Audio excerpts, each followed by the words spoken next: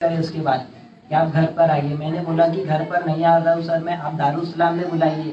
अच्छा, असद साहब ने आपको घर पर इनवाइट किए? असद साहब ने, उसका प्रूफ है मेरे पास में, स्क्रीनशॉट में आपको भी बता दूँगा। अच्छा, इसमें मैं थोड़ा सा आपको टोकूंगा कि जैसा बार बार उस रिकॉर्डिंग को जैसा हमने सुना, तो बार बार आप असद साहब से कह रहे थे कि आप मुझे डेट बताइए, तो असद साहब सिर्फ यही कह रहे थे कि आप हैदराबाद आइए। गलत है आप। असदुद्दीन अवैसी सर खुद बोले कि मैं आपको वक्त दूंगा, मैं आपको तारीख, लेकिन डेट नहीं दे रहे थे ना आपको, लेकिन वो डेट नहीं दे रहे थे ना, वही तो हम कह रहे हैं। आप ये बोल रहे हो कि आप हैदराबाद आइए, ऐसा नहीं बोले। हाँ, दारुसलाम आइए आपको कह रहे थे ना, लेकिन डेट नहीं दे रहे थे ना अभी तक की उनकी डेट आई। जब तो तेलंगाना के अंदर में मेरे को 50% प्लस पब्लिक सुन रहा और काफी लोग वहाँ पर में एक्टिव रह रहे, इस चीज को समझ रहे, जो आज मेरा साथ दे रहे वो पब्लिक दे रहे, कोई पॉलिटिकल पार्टी नहीं दे रहे। तो उनका काम है इस चीज का जवाब देना। मेंबर ऑफ पार्लियामेंट है वो, पूरे हिंदुस्तान के कौम के रहनुमा उनको बोलते हैं एमआईएम पार्टी के लोग।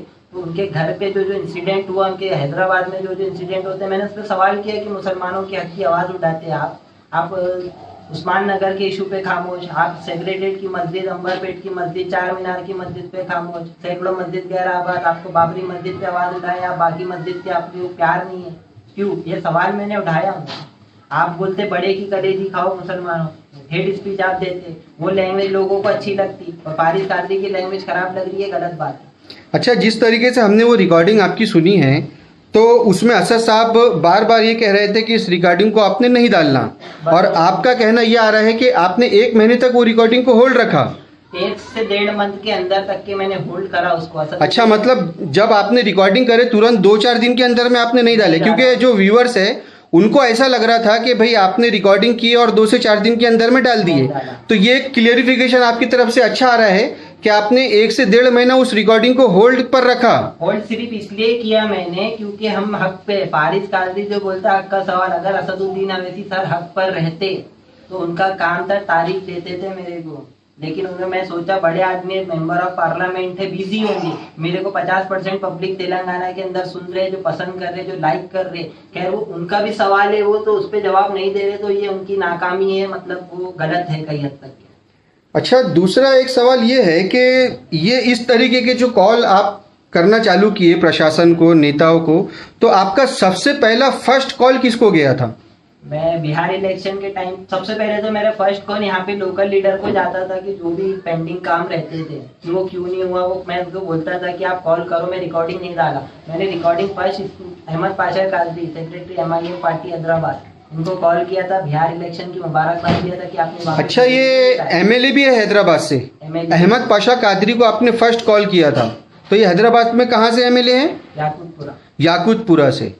अच्छा, उसके बाद में मतलब जैसा कई व्यूअर्स जो है, जैसा हमने कमेंट्स पढ़ते हैं, तो लोग ये कहते हैं कि भाई आप बीजेपी वालों को कॉल करो, लेकिन लोगों को ये नहीं मालूम कि आपने पीएमओ ऑफिस तक कॉल किया है, तो उसके बारे में कुछ बताइए। बीजेपी को कम से कम 30 से प्लस फोन, एमआईएम से ज्यादा मैंने बीजेपी को 30 प्लस कॉल है बीजेपी को। आप चेक करिए, उसमें डॉक्टर सुभाष मुंबई बीजेपी के प्रेसिडेंट, महाराष्ट्र वाइस प्रेसिडेंट है, बीजेपी के एमपी है, और रमेश बिदोरी दिल्ली एमपी है। पीएम ऑफिस को 2 बार कॉल किया मैंने, अमित शाह ऑफिस को 2 बार कॉल किया मैंने, अमित शाह सर को भी कॉल किया, उन्होंने कॉल रिसीव नहीं करे। अच्छा, नागपुर विकास शंकर राव कुंभारे, डीजी उत्तर प्रदेश, एसएसपी गाजियाबाद, तकरीबन बीजेपी के उसमें काफी रिकॉर्डिंग है, अगर वो आप चेक करेंगे तो आपको दिखेगा। आप लोग एमआईएम का देख के टारगेट कर रहे हो कि फारिस कादरी बीजेपी को कॉल नहीं किया। आप सर्च करिए उसमें Faris Qadri call versus BJP, आप सर्च करिए उसमें, आपको मिल जाएगा। अच्छा, हमने भी एक सुना था, एक रिकॉर्डिंग उत्तर प्रदेश के किसी पुलिस ऑफिसर को भी आपने फोन किया था, कोई बच्ची के साथ शायद गलत हुआ था कुछ। वो नरसिंह आनंद जो है, हाँ, सरस्वती के उस पे मैंने कॉल किया था डीजी उत्तर प्रदेश को कि आपकी पुलिस इस पे एक्शन क्यों नहीं ले रही है। जब मैं अकबरुद्दीन अवैसी के ऊपर में एक्शन नहीं लिया, मतलब कि हमारी गवर्नमेंट बीजेपी यही चाह रही है कि देश में हिंदू मुसलमान चलते रहे और लोग उस चीज में ही उलझते रहे कि हिंदू को ये बोले, मुसलमान को वो बोले। डेवलपमेंट एजुकेशन के ऊपर में कोई बात नहीं करता। आज के हमारे देश के अंदर में पेट्रोल प्राइस 100 रुपये हो गया, आज आप राशन का रेट देखो, खाने का तेल 2500 रुपये, 2500, इस पे बात नहीं होती है हमारे देश के अंदर में। और ये सवाल करने वालों के घर पे अटैक होता है, तो पुलिस प्रशासन क्या कर रही?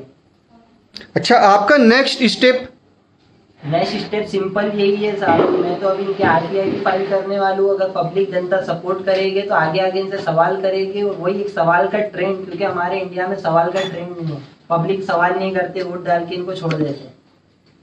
आप इनसे 5 साल तक के काम लो, ये पब्लिक सर्वेंट है, 135 करोड़ जनता राजा है इंडिया की। चलिए, बहुत बहुत शुक्रिया हमारे साथ बात करने के लिए। आप जो एमडीपी का जो फुल फॉर्म है वो भी हम हमारे दर्शकों को बताते हैं। Minority democratic party Faris Qadri के कदम से कदम मिलाकर, उनके कंधे से कंधा मिलाकर। एमडीपी पार्टी जो है मेरा मतलब कि जो सियासी नहीं, ये जो इंसिडेंस हुआ, आप सुनिए ना पहले सर जी, लीगल कार्रवाई के अंदर में फुल सपोर्ट करें। लीगल कार्रवाई लीगल, क्योंकि मैं यहाँ पर में जो था पुलिस स्टेशन के अंदर में कार्रवाई नहीं हो रही, कलेक्टर ऑफिस मैंने ये मेरे पास में आए और इन्होंने कंधे से कंधा मिला के सपोर्ट करे, पूरा बोले कि हम लीगल कार्रवाई तक के आपका सपोर्ट करेंगे। मैंने बोला ठीक है, मेरे को सिर्फ आप लीगल कार्रवाई तक के आपका सपोर्ट चाहिए, और मेरे को जो सपोर्ट है वो जनता का है और हमारे लोगों का है कि पब्लिक इस चीज को समझना, मैं जनता के लिए लड़ रहा हूँ तो जनता का काम है इस चीज को सपोर्ट करना। बिल्कुल अगर फारिस कादरी को पॉलिटिकल इशू में जाना रहता तो फारिस कादरी सिंपल है सर, कोई भी पार्टी आज मैं चूज कर लेता। आज मेरे को कांग्रेस से आ रहा है ऑफर, बीजेपी, हर पार्टी से मेरे को फारिस कादरी बोल रहे ज्वाइंट हो जाओ, लेकिन फारिस कादरी को सियासत में नहीं जाना है। फारिस कादरी जब सियासत में जाएगा, जब उसको लगेगा कि XYZ हम सही काम कर रहे हैं, लेकिन हमारे देश का सिस्टम पूरा 99.9% करप्शन चल रहा है। आज उस चीज को सुधारना है। मेरा आम आदमी का खिताब इसलिए है फारिस कादरी, अभी आम आदमी इसलिए हूँ मैं क्योंकि आम आदमी की लड़ाई है सिर्फ आम आदमी लड़ सकता। आज सब अपनी रोटियां सेकते हैं, सिंपल है। आज अपोजिशन ये कुछ कर रहा है, अपोजिशन बोलता है, अपोजिशन कुछ करता है तो गवर्नमेंट कुछ बोलता है, लेकिन आम आदमी की आवाज तो वही दब जा रही ना साहब। 100 रुपए लीटर पेट्रोल हो गया, प्रोटेस्ट 0 पेट्रोल प्राइस। बिल्कुल सही। आप राशन पे रेट देखो, डेवलपमेंट देखो, गवर्नमेंट स्कूल की हालत देखो। फारिस कादरी का भी इंटरव्यू मत लो आप लोग जाके न्यूज मीडिया से मेरी रिक्वेस्ट है, गोदी मीडिया जिस हिसाब से काम कर रहे हैं, आप लोग पहले गवर्नमेंट स्कूल जाओ, स्लम एरिया में जाओ, आप लोग उनका इंटरव्यू लो। आप लोगों को भी मीडिया को भी टीआरपी के लिए सिंपल है कि बस जो मार्केट में ट्रेंड चल रहा है उसके लिए बेसिक्स प्रॉब्लम देखो। जो है हमारा मीडिया बोले तो देश का चौथा स्तंभ है, उनका काम है सच्चाई बताने का। आप लोग बस ये जाते हैं सस्ता मिर्ची मसाला सिंपल ले लेते हैं। आप आज घर पे अटैक हुआ, आप लोगों का काम था पुलिस का इंटरव्यू लेना था। आप तहसील पुलिस स्टेशन जाके जज भंडारकर सर का इंटरव्यू लो कि उन्होंने कार्रवाई क्यों नहीं करे अभी तक के। नागपुर सीपी का इंटरव्यू लो आप।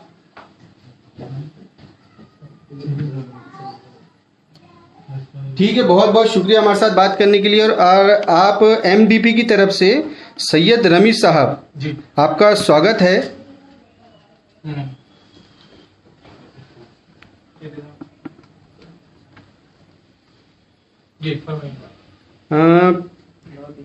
आपको ऐसा कब लगा कि आपको फारिस कादरी की मदद करना चाहिए या आपकी टीम को? देखिए, हम लोग एक पॉलिटिकल मूवमेंट है, माइनॉरिटीज डेमोक्रेटिक पार्टी, और ऑल इंडिया लेवल पे हम लोग का काम होता है।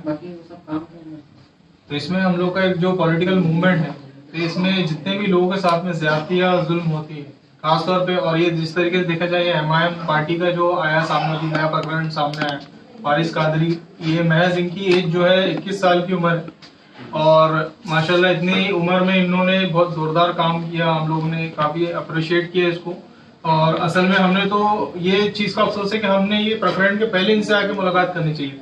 अच्छा, ये एक अच्छा काम कर रहे हैं, सोशल एक्टिविस्ट है और सोशल मीडिया पे काम करते हैं, और हम लोग खुद ये सब होने के बाद हम लोग के सामने सब चीजें आई जब 19 तारीख को, तो हम लोग इनके लिए खुद आके हम लोगों ने इनको बोले कि भैया हम लोग आप लोगों को सपोर्ट करते हैं कि ऐसा मसला है करके। ये इनके घर पे हमला हुआ एक बहुत शर्मनाक चीज है। जब मेंबर ऑफ पार्लियामेंट आपको पीपल इलेक्ट करके देती है, पब्लिक इलेक्ट करके देती है, तो आम जनता का ये हक है, ये राइट है कि वो आपसे सवाल कर सके, और इनका कोई सवाल में कोई गलती नहीं थी। इन्होंने अपने एक नाम नागरिक होने का हक अदा किया, जो कि हमने अदा करना चाहिए, लेकिन हम लोग नहीं करते।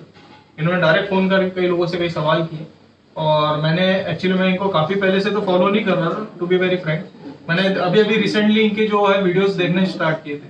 काफी अच्छे तरीके से सवाल करती है, और सिर्फ इम्तियाज जलील नहीं, बीजेपी और दीगर पार्टीज के लोगों को भी इन्होंने सवाल किए।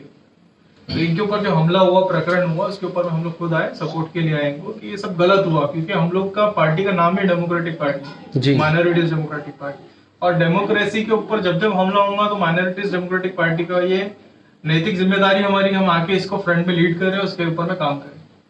और आपका इरादा कब तक इनके कंधे से कंधा मिलाकर चलने का है? देखिए, बात असल ये होती है कि हम भी इनको कई नेशनल मूवमेंट जो है, कई सोशल ऑर्गेनाइजेशन और कई बड़े पत्रकार भी इनको कांटेक्ट कर रहे हैं। ये जिस दिन से हम लोग से कांटेक्ट में आए, 19 तारीख को इनके ऊपर में हमला हुआ इनके घर पे, और 20 तारीख को हमको ये सारी चीजें पता चली, और 20 से 21 तारीख को गालिबन हम लोग इनके कांटेक्ट में आए।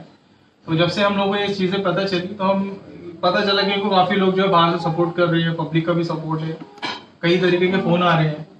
तो हम लोग ने इनको सारी चीजें बताया कि भी ये ऐसा ऐसा मसला है करके। इन्होंने खुद बोले कि रमेश भाई आप लोग जो है, आपका मूवमेंट अच्छा है, हम लोग देखते आ रहे हैं काफी टाइम से नागपुर में आप लोगों की एक्टिविटीज। तो इनका कहना था कि भी आप आइए, इसको लीड करिए करके, और जब तक कि इनको इंसाफ नहीं मिलता है हम लोग इनके साथ हैं। बहुत बहुत शुक्रिया हमारे साथ जुड़ने के लिए। व्यूअर्स, लेडीज एंड जेंटलमैन, आप ये इंटरव्यू देख रहे हैं मोहम्मद शहजाद और कैमरामैन मोहम्मद अमान के साथ। मैं मोहम्मद शहजाद, नागपुर न्यूज़ टीवी। जय हिंद।